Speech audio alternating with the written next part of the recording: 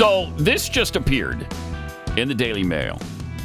The U.S. government is spending $1 million of American taxpayer money to fund experiments on dangerous bird flu viruses in collaboration with Chinese scientists. Wait, when did you say this appeared?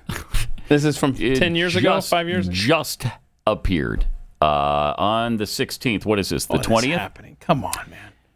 The research involves infecting ducks and geese with different strains of viruses to make them more infectious and study the virus's potential to jump into mammalian hosts. Okay. Why are they continuing to do this? Why? When will they learn? This is not a good idea. You're not helping here. It's being funded through the U.S. Department of Agriculture, and collaborating studies will take place at sites in Georgia, Beijing, and Edinburgh in Scotland. It comes despite similar research being restricted in 2022 and growing concerns that dubious Chinese studies may have started the COVID pandemic. Duh! Specific viruses the researchers will work with include H5N1, H7N9, and H9N2, which is my personal favorite. A 2023 study described H5N1 viruses as highly pathogenic with the ability to cause neurological complications in humans. Oh, all right, well, and we're making them deadlier and more viral. So that's good. But that's okay, because if they do create something like this, like something similar to COVID, just sit back and wait for the vaccine. That'll come along and enrich those that are pushing it. I mean, fix the virus and get it out of your system and stuff. Yeah, right. That's what you meant. Yeah. Republican Senator Joni Ernst of Iowa wrote a letter Thursday to Tom Vilsack, the Secretary of the U.S. Department of Agriculture, seeking more information about the department's ongoing funding of the research. I was troubled to learn from the nonprofit group White Coat Waste Project that the USDA is supporting experiments involving a highly pathogenic avian influenza virus that poses a risk to both animals and humans. You need to stop worrying so much. Yeah, come on. Further, alarmingly, one of the researchers being funded by the USDA grant is Wenzhou Liu, who was recently listed as being affiliated with the Wuhan Institute of Virology Center for Biosafety. Mega Science Key Laboratory of Special Pathogens. Okay. Yeah, that went really well last time. All right, again. What could go wrong? Again, I ask, pull back on the xenophobia. I can sense it building.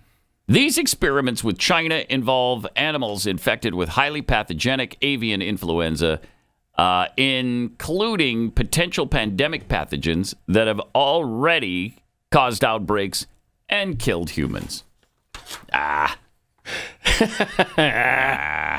Joni, shut up. Right. One of the researchers collaborating on the project is, of course, Wenzhou Li, or Liu, who is affiliated with the WIV, that's the Wuhan Institute of Virology, and is a member of the board of the scientific journal working with Zheng-Li Shi, who is known as the Bat Lady for her extensive work on bat coronaviruses. Remember? In the beginning of COVID, they were saying that this was spread by bats. That was one of the ways they thought it might have happened. Sure.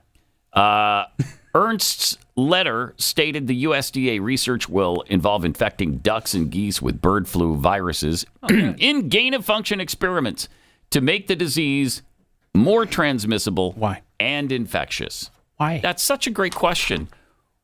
Why would you do this? Why? Why? What is the point here? Well, because we just want to be prepared. Why don't you let nature run its course? Yeah, I mean, if the answer is, my gosh, we want to make bioweapons to help America defend itself. I don't. The answer trust is no you on that. with No, anything. I don't. I don't even trust this government to understand the difference between right and wrong. Can we put the map up? Wait till you see where your tax dollars are going throughout China. Okay. This is fun. Look at all these places. Oh, there's a bunch. These are recent U.S. taxpayer-funded animal experiments in China. Look at that. $1.9 million grant to Peking University. So they got, I got you now. So $500,000 of the $2 million grant, nearly $1 million of a $29 million grant, $216,000, $1 million, still funding the Wuhan Institute of Virology. What are you doing? What are you doing? Will we ever learn a single lesson in this country? Just leave that up for a second, Joe. Oh my gosh. So, it's incredible. You pointed out Wuhan. I haven't seen this, but look at this. It says, drilling holes into the skulls of mice, rats, and tree shrews to inject herpes viruses into their brains. Oh, that's fun. What the? Okay. How'd you like to be one of the rats? Yeah, thank you. Cutting out baby mice brain. No, thank you. This is just insanity. Wow. All of this is insanity. Yes, it is. What are we doing? Yes, indeed. We are a nation that has lost its way. Holy and meanwhile, you remember back when... And you would think people would be up in arms over this. Oh, gosh. Right? It's so... I don't know what I'm more frustrated by, the incompetence and the evil that runs our government. Or the lackadaisical attitude of Americans. We don't care about anything anymore. You remember early on when the COVID outbreak started and China said, hey, look at University of North Carolina. That's where it came from. Yeah. And it was like, okay, we got you, China. And then it turned out, there's a lot of connections there with the University of North Carolina and China and the development of these bioweapons. But this is interesting. This was posted yesterday by Robin Minotti on Twitter. And here's what the tweet says. Why was Ralph Barrick, a virologist, in direct and ongoing communication with an FBI special agent about the origin of COVID-19? And this is a letter this is dated February 16th, Pat. This is just last week from the Select Subcommittee on the Coronavirus Pandemic, talking about a special agent that was in direct and ongoing communication with Dr. Barrick. And they're saying, you've been ignoring us for a year on giving us this information to this subcommittee. You've got till March 1st, and then, of course, nothing will happen. Mm-hmm. But they said, then we'll have to begin the compulsory process. Anyway, so... What happened at the University of North Carolina in relation to COVID, and why is the FBI involved? The days of trusting our government with anything are long gone. Mm-hmm. Long gone. That's really sad. It's really sad. You have to be suspicious of everything they do now. Yep. And we continue to be proven right on all this stuff. How many times have we said this was released from Wuhan, it happened from China, then we were racist for saying that, then it pretty much was proven, right? Everybody started confirming the fact that, yes, that's exactly what happened. We've been saying all along that there are real serious issues and side effects from the vaccine. Over and over and over, they've told us, no, stop with your conspiracy nonsense. There's nothing wrong. It's safe and effective. Well, the effective thing went away a long time ago. It's not effective. It wasn't 100%. It wasn't 95%. It wasn't 30%. I don't know what the actual number turned out to be, but almost everybody I know, not almost, everybody I know, vaccinated or not, got COVID. So what was the point of the vaccine? What was the point? It didn't protect anybody. It didn't stop the virus at all. Well, it stopped people from getting more sick than they would have or being killed by it. Did it, though? No, that was the mutation of the virus itself. It got less virulent. It got less deadly.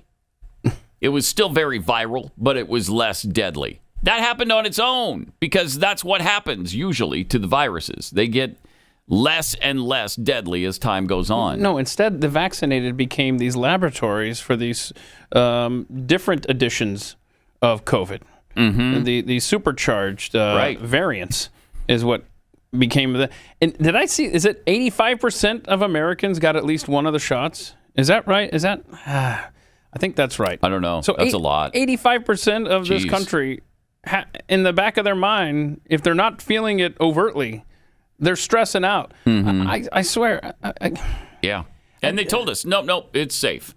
Okay, so the last domino to fall was that it was safe because effective was blown completely out of the water. Yeah. So it's safe. It's not causing anybody any problems. And if you say it is, you're a conspiracy right-wing MAGA nut. Well, how is that a MAGA thing when Donald Trump is super proud of the vaccine? It's stupid to begin with. To this day. Yep.